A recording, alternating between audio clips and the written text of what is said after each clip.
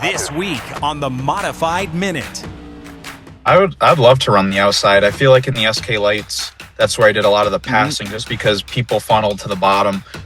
With the SK, right now the track, the outside isn't completely there yet. I'd like it a little bit better. Usually if you get up there for a while, you burn the right rear tire off. So there'd be a line of people waiting to talk to my father to ask questions. Bo Gunning, Teddy Christopher, Bob Potter, blah, blah, blah. I have to get in that line because there was no seniority. Take a number. I had to get in that line, wait my turn, and when it was my turn, I would ask my question. He'd reach up, pat me on the shoulder, and he'd go, "Figure it out, kid." I got asked at Thanksgiving, believe it or not. Thanksgiving dinner? Yeah, it was before dinner. It was before dinner on the couch. But they asked me if I wanted to turn a few laps, and they said if it goes good, we'll do a few races. And I guess you could say it went well. All that plus either or, hot dog of the week, and throttle down. Nice save. Good job. Let's try right here. Yeah, I may have just shit myself. So tighten those belts because this week's Modified Minute is next. They're called the Mod Squad. Ground pounders. The men that live by the grace of God and 600 horsepower. Here they come to the stripe, down to the finish, checkered flag in the air. Bonsignor up the hill, here comes Salamito to the inside. Here comes John Beatty Jr. And off the corner, to the line they come. This is the Modified Minute. Go inside the world of modified racing with Jack Arute. Modified Minute is brought to you by Waddell Communications, the official trackside radio supplier for the Mod Squad. By Mid-State Site Development, safety, knowledge, and innovation. By Wheeler's Auto Services, the finest in top-level service of premier automobile makes and models. By Hummel Brothers Quality Meats, 100% quality since 1933. By Riverhead Building Supply, build smarter, build better. By Mr. Reuter Plumbing, expert plumbing contractors you can trust. By Sign Pro, exceeding your expectations. And by Ferguson Contractors, building excellence since 1925. Here's Jack. This is where you go when you need your modified racing fix. And I'm glad that you are here. Now this week, Eddie Flemke Jr. stops by and shares his reflections on his career as well as his current role with John Hummel's number 11 modified. You'll meet a young driver who jumped directly from Legends cars to the ground-pounding SK modifieds. Riley O'Keefe will explain how he got the ride and why he believes that modifieds, are you ready for this, are easier to drive than a Legends car. And Alexander Pearl drops in and shares his journey through local racing disciplines on his way to his current ride in the SK modifieds. That's all coming your way this week. But first, let's get you up to speed. Time to get you up to speed in the modified world. Up to Speed is brought to you by Mid-State Site Development. Mid-State. Safety. Knowledge and innovation. Mother Nature interrupted the Friday card at Stafford, but not before Sammy Anderson took down her very first SK Light feature at the track. She's given it a roll, and Sammy Anderson will be in Napa Victory Lane here at Stafford. We've been trying for a long time for this one, and I cannot thank all the people behind me enough. At Riverhead Raceway, Roger Turbish ended a 7-year winless streak. One more lap to go here for Roger Turbish as they race side by side for the second spot. Roger gets the advantage on the bottom, but it was barely futile. As out of turn 4, Roger Turbish gets back to victory lane. Meanwhile, at Waterford, Nicholas Hubby went back-to-back, winning his second SK main. Then it was time for the Monaco Modified Tri-Track Series, the Waterford 100. Matt Hirschman had intended to pass on the race, but at the last minute, he showed up, and he dominated. We came here as kind of an evaluation or a test, and I proved what I wanted to prove today. So we know the problem's not the driver or the car, and it's not the crew either. So the major title chases remain relatively unchanged with the exception of the Tri-Track Championship chase. Here's a look at the championship chases. Brought to you by Sign Pro, exceeding your expectations.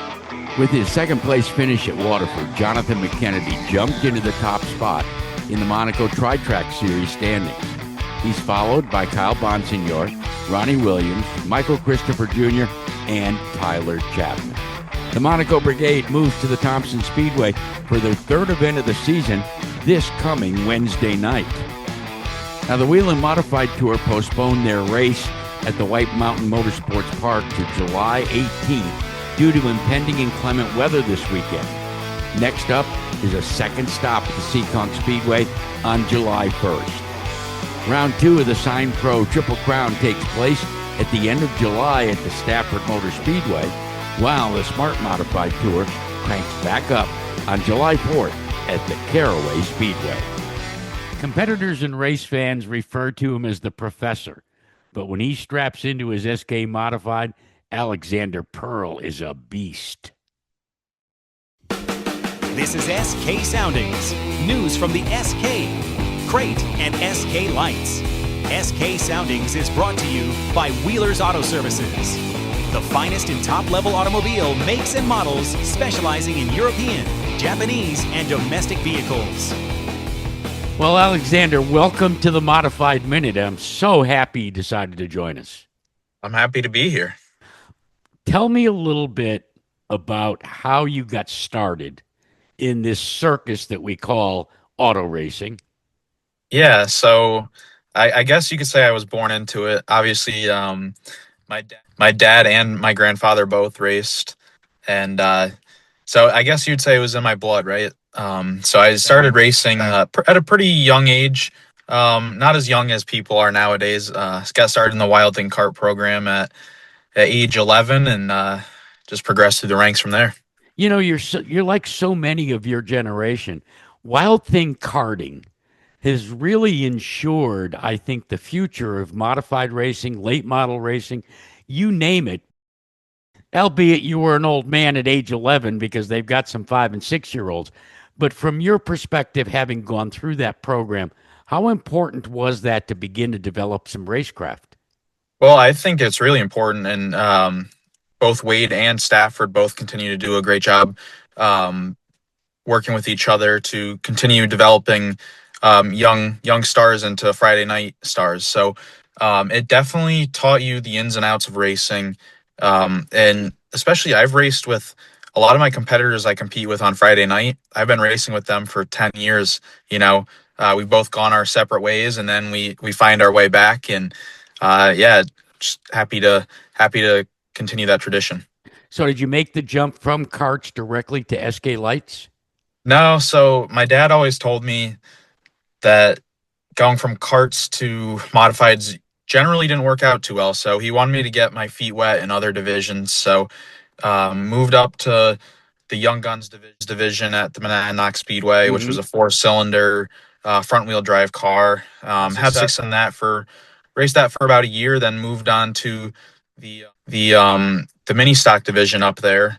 Got my feet wet driving, a rear wheel drive car, and then we moved to the SK Lights at Stafford after we won the championship. So definitely progressed up the rankings to where I am today. What would you say all that you progressed through did in terms of developing your racecraft? I think each car you drive teaches you different things, and it allows you to be a well-rounded driver, right? The Young Guns car didn't really, not much translates to the modified per se, right, but it gave me the feel of being behind the wheel of a full-size car for the first time. Then the mini stock, rear wheel drive, no power steering, a slower car, but you still learned, how to get the thing on the right rear, and drive off of that. So like I tell everyone, everything that you drive, it's going to teach you something that you can use at the next level. And I'm really thankful for that. How big of a jump was it to go from SK Lights to SKs? I thought it was a pretty big jump. The biggest thing was just the competition level. It's controlled chaos, as I call it. Everyone is super aggressive, but everyone knows their car control. So watching the SK lights and then watching and being part of the SKs, there's some times where I watch the SK lights where I'm like, oh, that's a big wreck. But if that were to happen in the SKs, everyone can hang on to it, and it's chaos. But I'm so glad to be part of it and be part of the show. It's from my perspective, I tell people all the time, with the SK lights, as you say, chaos, especially you look at it and you think, wow. But people forget that's an entry level division. People forget you're developing your skill set there.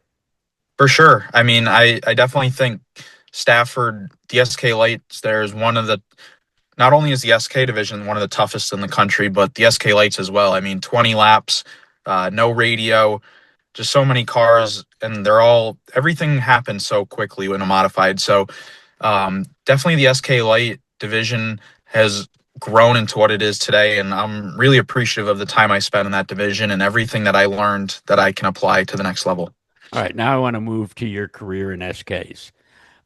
Quoting or paraphrasing Charles Dickens, it's been the best of times and the worst of times for Alexander Pearl. From your standpoint, what's it been like in in your racing in the SK mods, especially at Stafford, as you say, as tight as the competition is? Yeah, I mean, I've been going to Stafford ever since I was a kid, right? So watching my heroes race and now being a part of that field, and elbows up racing with the best of them, it's definitely a surreal experience. And it's definitely been a learning curve for sure. Last year was our rookie year, and right. I would say we definitely exceeded our expectations, getting a win, getting a couple podiums, but the consistency really wasn't there. So this off season, we really worked hard on that, getting the car more comfortable for what I wanted. And this year, haven't really gotten all the finishes that I would like. We've struggled at times, but I think we've stepped up our program all in all. Gotten 2 podiums to start in the first 6 or 7 races. So that's definitely something we're marching towards. Just putting ourselves in good positions, and hopefully we can get another win soon. Let me ask you this question, because every driver has basically a specific thing they want to feel inside a race car. For you, what is that feel?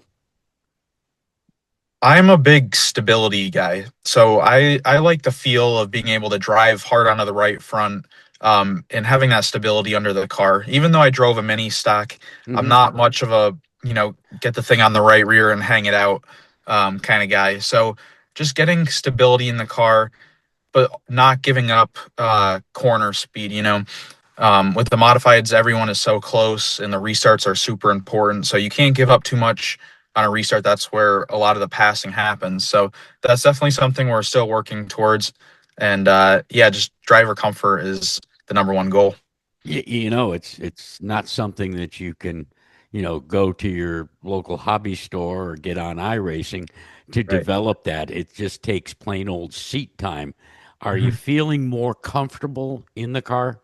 For sure. I think last year we were on defense a lot. The car was more in control than I was, and it dictated where it would put itself. So this year we've really worked on the stability of the car and the driver to car connection. And this year I feel like we've been on offense a little bit more, making passes going forward, even when getting shuffled back, still working forward on long runs.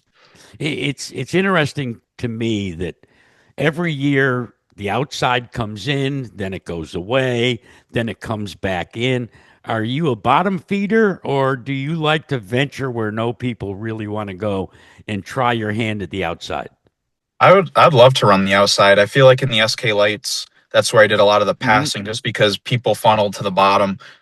With the SK right now, the track, the outside isn't completely there yet. I'd like it a little bit better. Usually if you get up there for a while, you burn the right rear tire off. So you got to be really careful. I'd like it to come in a little bit better, and then just work on making passes on the outside. What's on your bucket list, my friend? Bucket list for racing. Yeah. Obviously, I would love to win as many SK races as possible. We'll get a championship. Join my father and my grandfather in that accomplishment list. I would love to move up the ladder, try my hand at open modified racing. So definitely continue working on my racecraft, and hopefully the opportunities arise where I can do some open modified racing. Well, there is no doubt that the professor, as they call you, is going to get the handle on it, and that dream, that bucket list will be filled. Appreciate you, my friend. Thank you, Jack. You know, until this season, Riley O'Keefe had never raced with a spotter in his ear. But on Friday nights, his co-pilot is his spotter, Tyler Alkis. This is Throttle Down Time, where you get to ride along inside a modified. Brought to you by Waddell's Communications, your Northeast trackside dealer for radios and repair. You are on board with Riley O'Keefe and his GAF number 58. Ready, ready, ready, ready, ready, turn ring. Saucer even. Saucer even.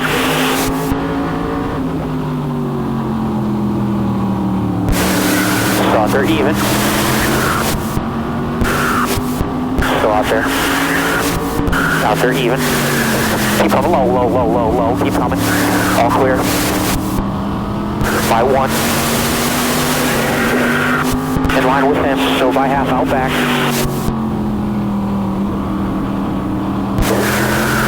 By half to the 75. So by half.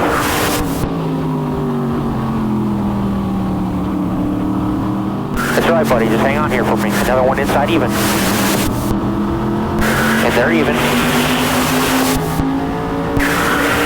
Still in there even. Another one with them. Inside even.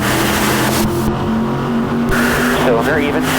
One more tie with him and clear track behind. Start there even. All clear. Check, check, check, check, check, check, check, check, check. Right off this corner. Check, check, check, check. He stopped. We're all clear. Ready, ready, ready, ready, ready, ready, ready, ready, green. The balloon's rolling, still out there. That's your quarter.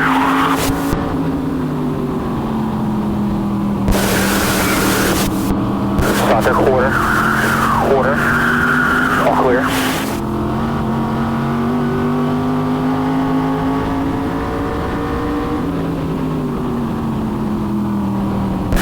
Still tight with you.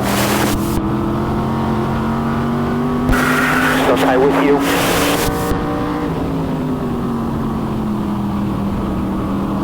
Check, check, check, check, check, check, check, check, check, check, check. Keep coming low. Keep coming. Keep coming low. Keep coming. Hey, we're good. We're good. Just a little rough day. One coming outside. Keep going. You never stop. Keep going. Back in front of the 82. He stopped. You did. Back in front of the 82. Come on. Hustle it up. Nice save. Nice save. Good job. Good job. Right here. Yeah, I may have just shit myself. You know, it's not easy growing up in the shadow of a modified icon, but that's what my next guest did. Let's meet Eddie Flemke Jr. Time to drop into the race shop and get the dope from the guys that twist the wrenches. It's Crew Call, brought to you by Ferguson Contractors, building excellence since 1925. Well, answering the crew call for Modified Minute in this episode is a guy that I've known literally his entire life. In a lot of ways, we grew up together, but he went in one direction, I went in the other direction, but both of us have an abiding passion for modified racing. We're talking about Ed Flemke Jr. And Eddie, we're going to talk a little bit about your past in a moment, but 2026 has not been kind to you and John Hummel in the 11. You got back together with Matt Vassar, and then lo and behold, a 35-mile-an-hour crash puts him out of commission. Tell me what happened. Well, it's one of those deals. There was a big a mess up on one of the restarts, restart that didn't go, and everybody stacked up. And of course, yeah, as it always is, the farther back you are, the worse it gets. And we had just come out of the pits, and Matt was in the right spot, listening to the spotter, and then I guess because they had the wreck fest the week before, the infield was messed up. So when a couple cars got in the dirt, dust was flying. So he had to rely totally on the spotter. He did exactly what he was told to do, line up the bumpers. So when he was in, he was ready. Everything was good. And somebody come out of the dust, no power, no fault of theirs, and got him in the right front and just, broke his wrist. So that's the way it goes. Scary at such a low speed crash. All right, let's talk a little bit about Raceworks. Your relationship with John Hummel, and the number 11. You serve in a variety of capacities. Can you detail it for my listeners? Yeah, I guess so. John Hummel owns the car. That's Right. it, first and foremost. And John Hummel funds the team out of his pocket. It's not a Hummel factory car, so to speak. The family helps out a little bit here and there, but he mostly does it out of his pocket, and the drivers help fund it. They get sponsors also, but my job is I build, maintain, repair, coach. Sometimes, as like this weekend, fill in as a substitute driver, which I think that's coming to an end. But that's a whole different story. But anyway, John relies on me to be the crew chief, the decision maker. He leans on me a lot, and I understand why, because I've been around a long time. So and John and I are if I had to pick a best friend, I would say he's probably my best friend in life. Wow. So Yeah. so it's cool. It's a good relationship. I drove for him for 7 years. Then he took off. I think he took off 15, 18 years from racing because he wanted to get his business, the family business, because they were going from second generation to third, and he wanted to pay attention and stuff. So we did take some time off, and then he came back, and here we are. By the way, when I Yep. saw you getting out of the car after practice, first of all, next time somebody put a sheet up so that they don't see how you struggled. But someone told me, a little birdie told me, Yeah. that you also split open your fire suit. Yeah, yeah, I know. And this is embarrassing. I've always prided myself being physically You fit. still are. You look great. Well, thanks. But I do know. I mean, you step on the scale, it says please one at a time. But I have gained a little bit of weight, and I know that. But I never really realized it for real, because I don't sit there and look at myself in a mirror and stuff. But as you know, a few weeks ago, I went to Puerto Rico. Yeah. And one of our friends took a picture of Chris and I standing in the surf and the water from behind. And I said to Chris, "Who's that fat gray-haired guy standing next to you?" And he looks at me, "You idiot, it's you." I'm going, "What?" But you don't see yourself from the back. But anyway, in all fairness, this fire suit that I was getting in was 21 years old. So it was worn out. Let's just leave well, it it at was that. more. I think it shrunk. Threadbare. Okay, I'll buy into that. It's a I'll buy into conspiracy. that. Conspiracy That's right. against it. Yeah. You I come. do like my Oreos. I'll admit. There you go. With milk. With Yeah. milk. Yeah, coffee, Nothing coffee, better. coffee. Yep, Oh, yeah, you're there a you go. coffee Oreo. Okay. Oh, coffee, yeah. I'm a milk Oreo. Oh, Okay. there you go. There Okay. you go. Hey, different Fair strokes enough. for different folks. Exactly. That's it. Yep, yep. The name Flemke is been around for two generations. Your father, absolutely. I know your father and my father and the Garuti brothers and that group after World War II got together at Riverside Park, and the next thing you know, they're racing modifieds all over the place. Yeah. So literally, you are the definition of what a track brat is, because Yeah. from day one you were at the racetracks. Absolutely. Yeah. Actually, it's funny. My mom I lost my mom a few years ago, but she always said when she was pregnant with me, was when my father was in the service. and stationed in Kentucky. So she wanted to be home to deliver, have me. So they finally went home, and she thought she was going to have me on the way home. But my father, the only reason they came home that weekend is my father had a race at Riverside. So the race Saturday night, my mother was there. She went home, got up in the morning, went to church. Her and her mother went to church. She came home from church. She felt a little funny. She called her mother back. I think you better come get me. I think I'm having contractions. Off to the hospital they go. An hour later, I was born. So I was almost born at Riverside Park, kind of, but not really. Exaggeration, but anyway. So that I've been around a while. Yep. What was it like growing up in the shadow of a true legend? Your pop was exactly that.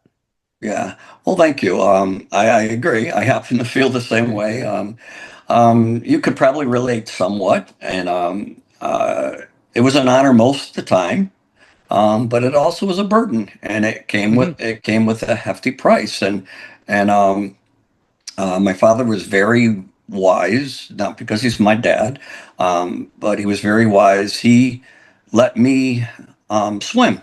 He threw me in the water, and I laughingly tell this story many, many times as I was, never mind life, but let's get into the racing thing.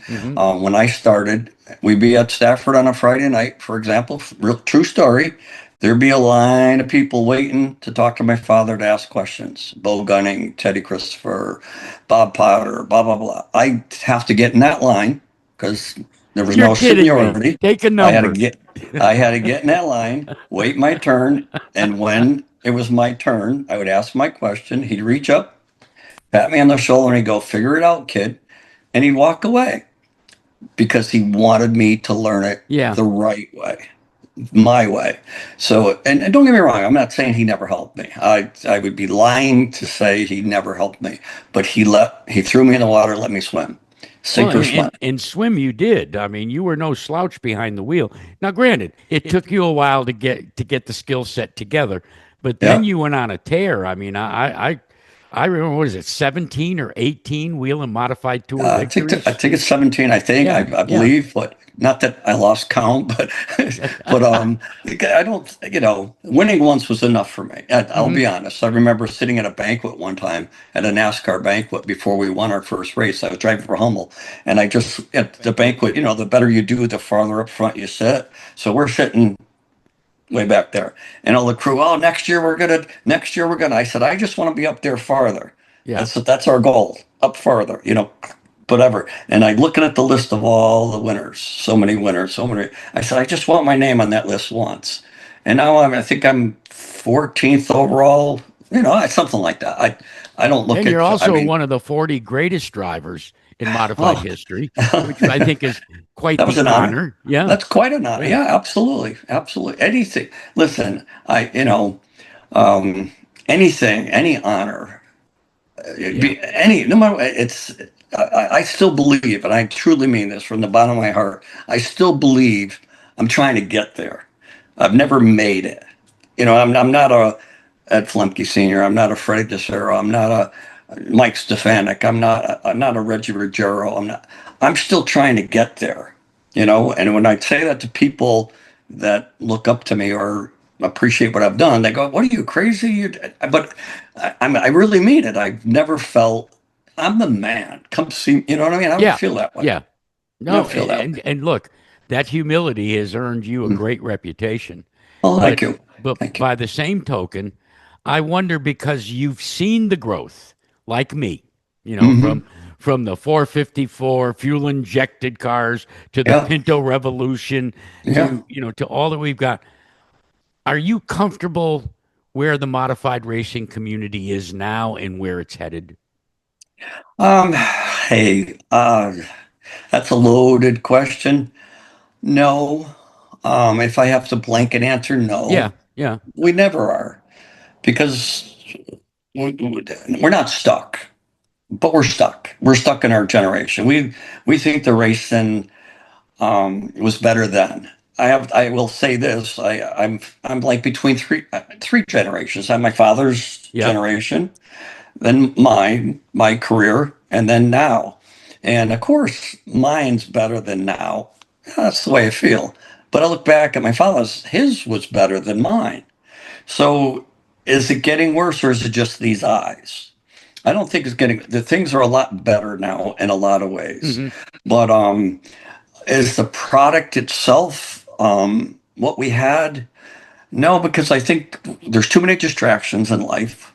You can go bowling, you can go do a space shuttle simulator. You could do so many things. We didn't have that when we were kids. Yeah, you're right. We didn't think about it, Jackie. We never had a Friday. That was Stafford. We never had a Saturday. That was Riverside or Waterford or Norwood or whatever. Sunday, Thompson, Utica, and so on.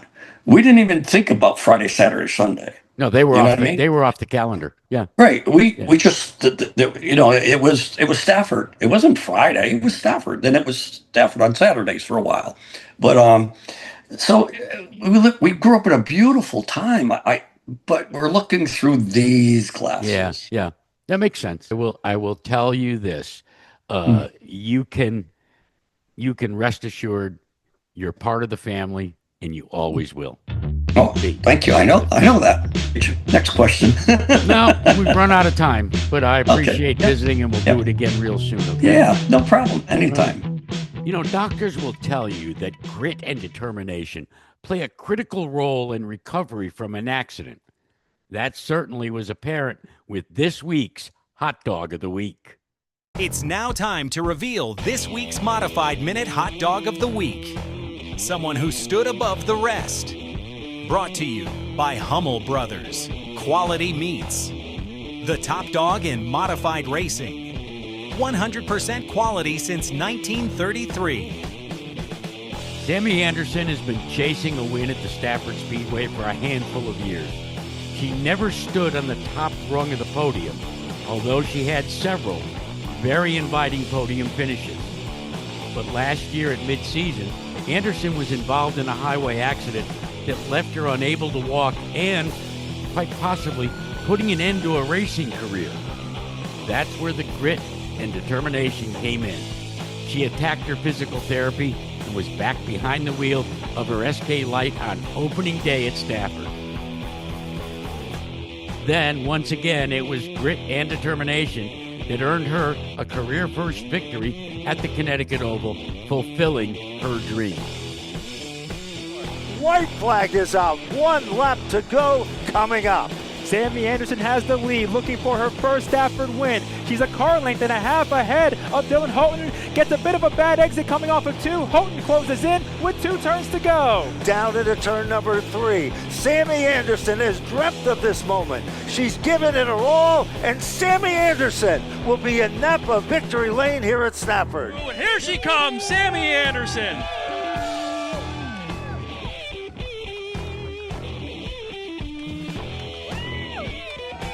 We've been trying for a long time for this one, and I cannot thank all of the people behind me enough. Thank you so much to my dad, my brother, my mom, my sister, Stosh especially.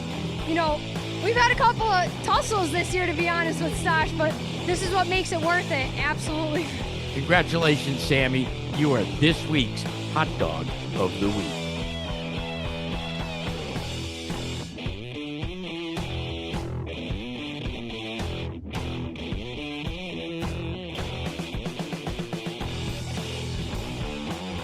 Talk about jumping into the deep end of the pool. That's what Riley O'Keefe did this year. After winning the Riverhead Raceway Legends Car title, as well as tons of feature events in Legends Cars, this guy was offered the chance to turn some laps in an SK Modified. Now, he still races Legends at Riverhead, but on Friday nights, he's strapped into the GAF Roofing Modified, duking it out with some of the SK's best. His name? Riley O'Keefe. It's Racer Spotlight time. Brought to you by Riverhead Building Supply. Build better. Build stronger. Well, this is a bit of a unique Racer Spotlight because this guy has gone from Legends Cars to Modifieds. He didn't pass go. He didn't collect $200. He didn't run in the crate mods. basically, he wins a track championship at Riverhead, has just dominated Legends cars and says, you know what? I think I can tackle the half mile at Stafford Speedway. Riley O'Keefe joins me now. Riley, what in God's name possessed you to make that big of a jump? To be honest, I don't really know. It was the opportunity came across my desk, and it's one of those things you can't say no to that. I got asked to turn a few laps and you never know if you're going to have that chance again. So you got to say yes. And I took the chance, and we ended up doing pretty good. And we have some good momentum so far, see what the future holds. Let's talk a little bit about your records and your resume in Legends cars. You literally dominated, made it to the Nationals. You won the track championship at Riverhead. When you and I visited last week at the track, you said racing a modified is a hell of a lot easier than twisting and turning on those Legends cars. Explain yourself. Yeah, the Legend cars, they got such a short wheelbase. They only weigh 1,200 pounds and make like 140 horsepower. The modified, you got, 15-inch tires. They're a lot longer, a lot wider. Yeah, they got more power, but they're nice and smooth to drive, whereas the Legend car, you're sawing on that wheel all the time. Are you still running Legends cars, or are you devoting all of your efforts to the Mod Squad? Yeah, I'm still running Legend cars. I drive for a guy at Riverhead, and we won 3 out of 4, 3 in a row to start the year. We finished second to fourth race, so we're leading the points at Riverhead. And I run my own car at Evergreen Raceway in Pennsylvania on some Sunday shows, and I won the opener and the second race there this year. So we're on a hot streak in the Legend cars. We've been doing pretty good. How about in the modifieds? How's your skill set improving? I would say it's definitely that one thing that I do like about the Legend cars. Spotter, so you're always looking down the track, and that's one thing that helps me out big time with the modified. Is I'm always, I guess you call me a smart racer. I'm not forcing an issue. It definitely is definitely a lot. Stuff happens a lot faster in the modified, which you're gonna have because you're going a lot faster. But definitely a big learning curve still. There's still things I don't know and I have to learn. It Like takes what? time. It doesn't happen overnight. Like what? Like what's on your list? As the run goes on, you got tools in the car. With the Legend car, you don't really touch the bias. In the modified, you're touching the brake bias. The Legend car, you don't got to worry about burning the tires off because you get them too hot, you run them through the marbles up top under caution. They cool down. The modified, you smoke the right rear, you're screwed. It's over. You're hanging on the rest of the race. Earlier in this episode, we featured you in Throttle Down with your spotter and an in-car radio. A couple of weeks ago, he's yelling at you to, back it down, back it down, back it down. You avoid a big-time accident. And then you said, I nearly shit myself. Nice save. Good job. Let's try right here. Yeah, I may have just shit myself. Yeah, that I did say because I thought it was all over there, but I think we would have checked up in time. We definitely would have hit with the front end, but we got hit from behind, and it actually picked the back of the car up. It felt and got us jacked up sideways there, and I was hanging on for dear life through that grass. I thought it was over, and then there's another car coming across the track into the grass. I thought we were gonna get hit by him. That was one of the probably scariest moments in a race car, and it felt like we were going in slow motion. And who says Days of Thunder isn't real, right? Yeah, you got a good point. Let's talk a little bit about what's on your hit list, where you're at in your career. Is the ultimate to run in the Whelen Modified Tour, or do you have higher aspirations?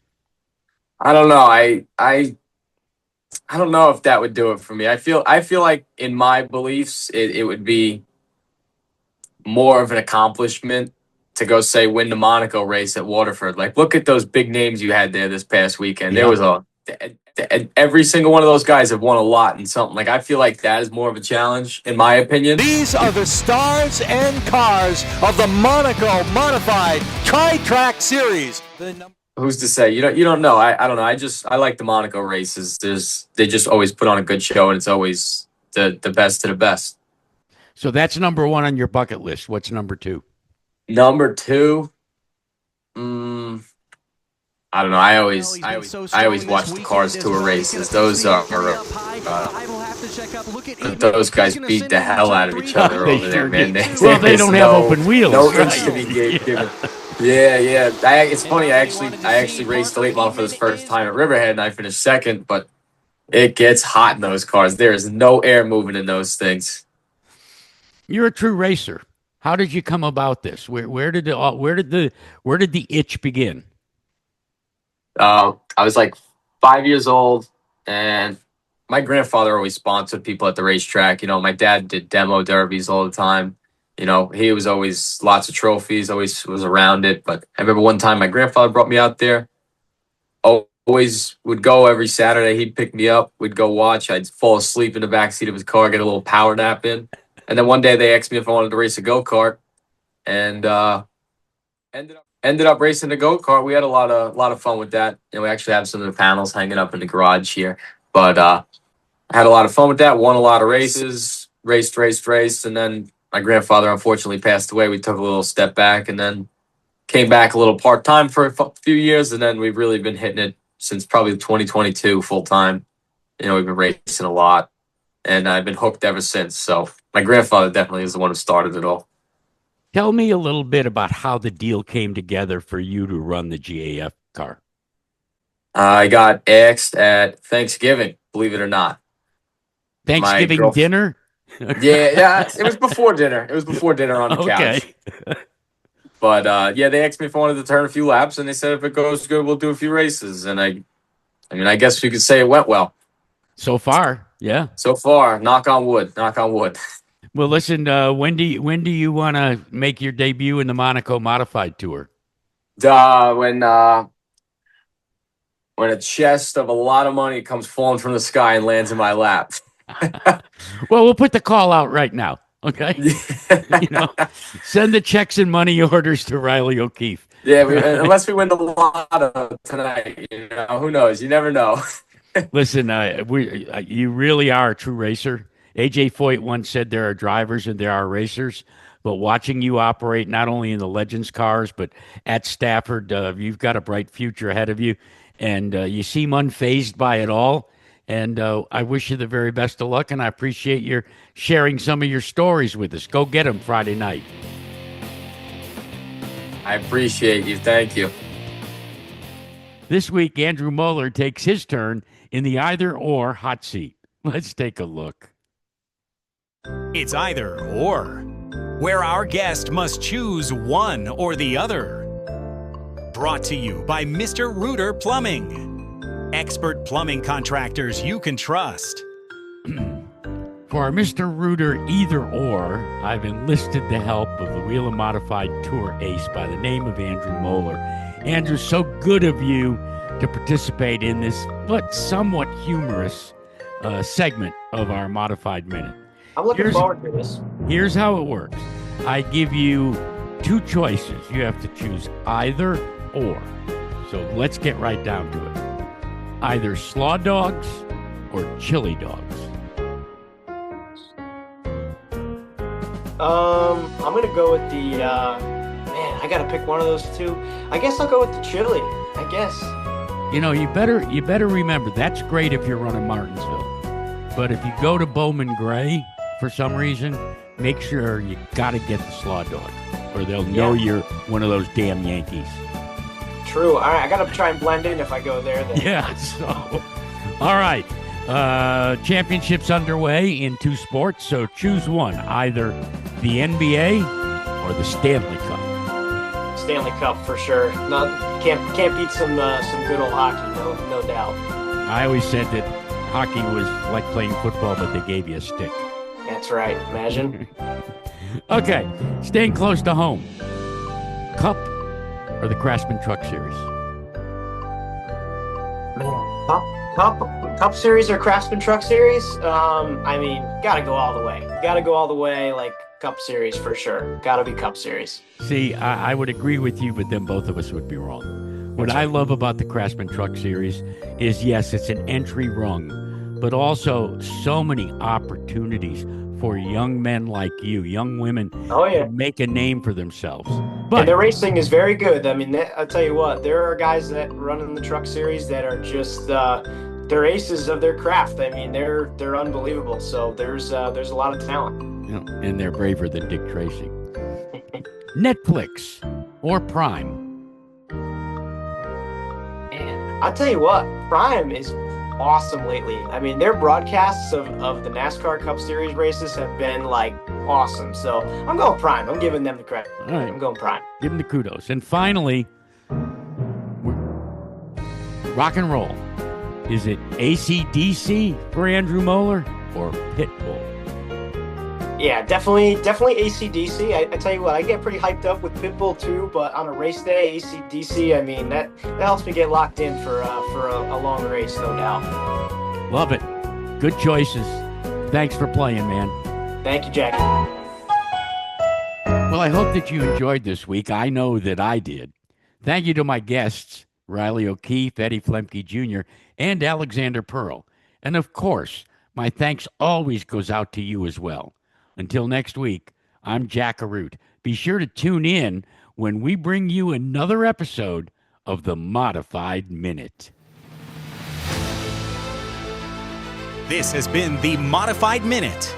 Modified Minute has been brought to you by Waddell Communications, the official trackside radio supplier for the Mod Squad, by Midstate Site Development, safety, knowledge, and innovation, by Wheeler's Auto Services, the finest in top-level service of premier automobile makes and models, by Hummel Brothers Quality Meats, 100% quality since 1933, by Riverhead Building Supply, Build Smarter, Build Better, by Mr. Reuter Plumbing, expert plumbing contractors you can trust, by Sign Pro, exceeding your expectations, and by Ferguson Contractors, building excellence since 1925. Video provided by NASCAR, Monaco Tri-Track, NESTN, Race Day CT, and Flow Racing. Want to get in touch with us? It's easy. Email us with your comments and suggestions. Our email address is modifiedminute@gmail.com, or you can instant message us at Modified Minute. Video versions of the Modified Minute are available on YouTube and Facebook. Be sure to subscribe to both and grow the show.